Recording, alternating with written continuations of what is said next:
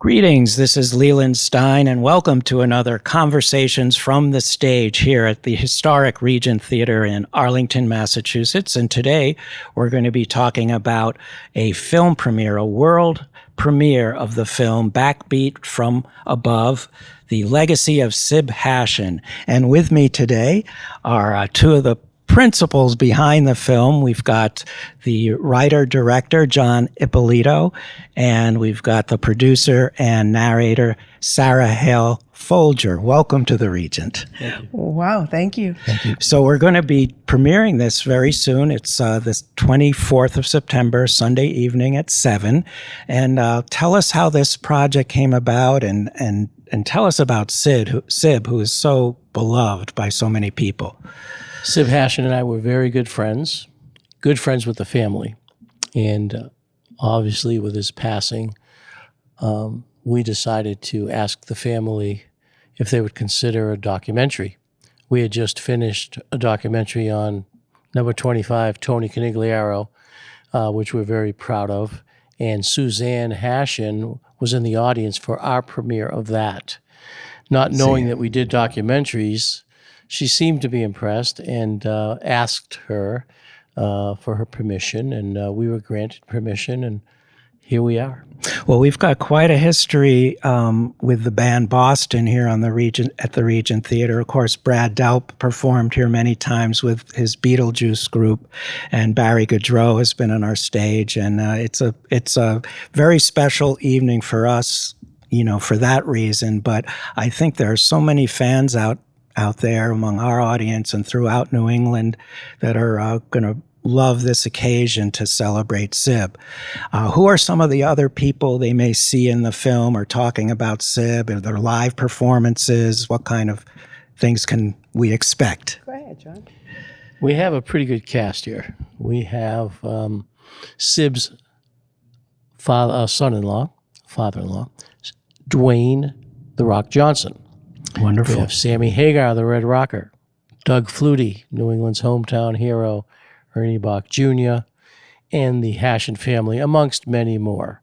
Barry Goudreau, of course, and a cast of others, Tunes and Charlie Farron. Wonderful. The Boston legends. Yeah, Charlie did a anniversary show here and a DVD recording that was commercially released. So it's going to be a homecoming for awesome. I didn't know that. A lot of people. And the following weekend, we've got the New England Music Awards happening here on our stage for the first time.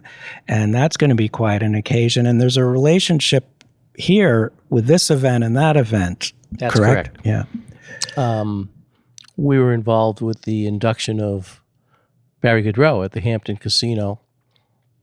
And Sib Hashian will be carved out this night and presented his award here at the Regent Theater on the 24th, and then again on the 30th for the actual ceremony. Right, yeah.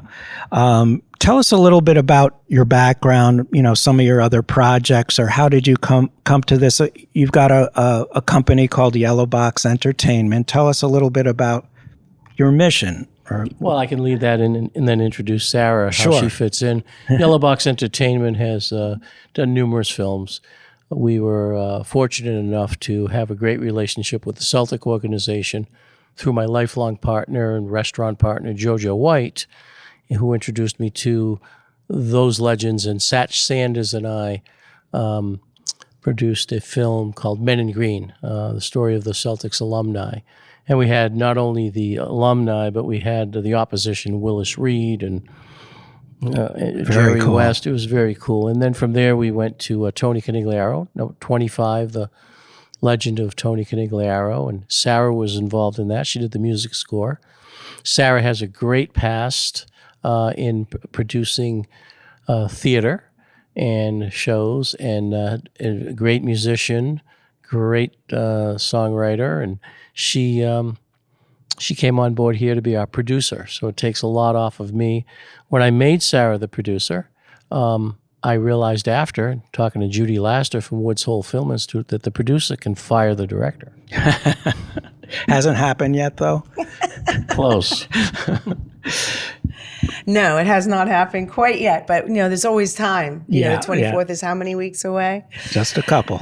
So, John Ippolito is one of the most creative people I've ever met in my life, and very diversified as a tennis pro and having a tennis academy and that whole world, which is completely different, but yet being James Montgomery's, business partner for the last 40 years and putting on productions and events and all that was very enticing to someone like myself who was involved throughout my life, different times with music, with the theater, with the arts in general.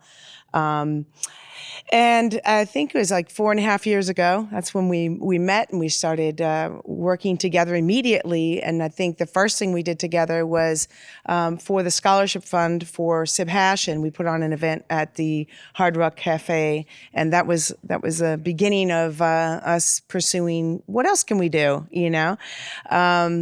And this film has meant a lot to me because I didn't know Sib Hashian. I'm not from Boston. I'm from Cincinnati, Ohio.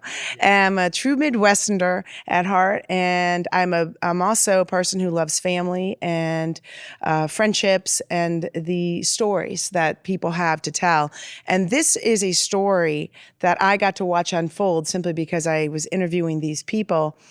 And to hear all kinds of people say very similar things about how huge his heart was, how huge his talent was, and how diversified he was, but what he was the real true leader, I think, from my estimation, in the bands that he was in, because he knew, he was, as he said to Tim Archibald, we are the engine room. Yeah. Without the engine room, the train doesn't go down the track. And I think you can feel it in his music. You can hear it in the stories that his family tells. I mean, when you see the family, I've never seen a family like the Hashian family. I'm going to tell you right now, it's a one-of-a-kind family. Very diverse, very unique, and full of love and full of life. And I think that's what Sib Hashian is what he represents, is a life well lived, full of passion, a love of his country. He served the country in the Vietnam War, and he was an entrepreneur. He had many things that he's done. But his love of music and his love of friends, and the thing that I'd say that stood out the most to me, it's kind of might seem silly, but pretty much everyone said he never forgot their birthday, their holiday. I think Charlie Moore said, Christmas, there was always something for Christmas. He never forgot a birthday, and he knew so many people.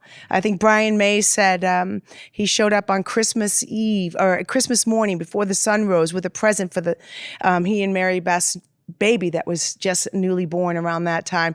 Who does that? That's just like his heart, his character, his talent. He truly was a very unique and special human being. And I wish I knew him, but I feel like I got to know him through this movie. And we have our creative consultant, Suzanne Hashian. Mm. And as Sarah said, this is a family, but that's Mama Bear. She's Mama Bear. Mama Bear is the oil of the engine. And when you get to see Suzanne in the film and then see her relationship with the children and how she kept Sib in line and also urged him to go out and do everything he did is remarkable. Well, it sounds like it's going to be a wonderful occasion to bring friends and family and music fans and a real community here. And I think the vibe is going to be pretty amazing. It's a very special event. And we're really, really pleased that we're going to be hosting it here at the Regent Theater. And again, that's Sunday, September 24th at 7 p.m., the world premiere screening of BackBeat From Above, The Legacy of Sib Hashian. So thanks again for joining us on the stage, and we look forward to seeing you here on the 24th and presenting your film to a full house. Sounds wonderful. We can't wait. Thank you. See you then.